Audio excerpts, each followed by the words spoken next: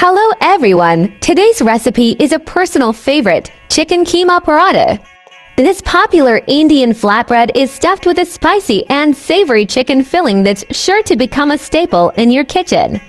And to make it even more convenient, I'll show you how to make a big batch and freeze them for later use.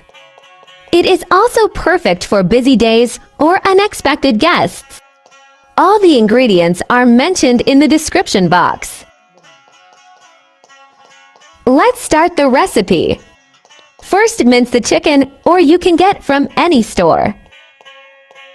But I always prefer to make fresh minced chicken at home. Heat 1 tablespoon of oil in a pan over medium heat. Add the chicken minced and cook until it's browned, breaking it up with a spoon as it cooks. Add the garlic paste and mix it well. Add salt to taste. Add the turmeric powder, red chili flakes, coriander powder, and mix well.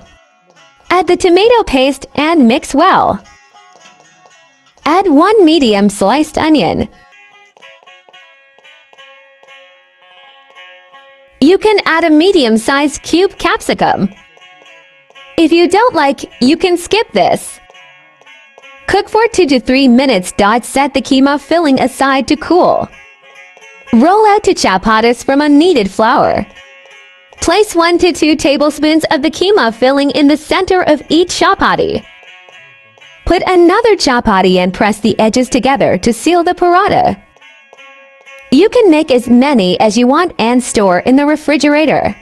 Layer each paratha with baked paper and keep them in Ziploc bag in the refrigerator. Heat a tawa or a pan over medium heat.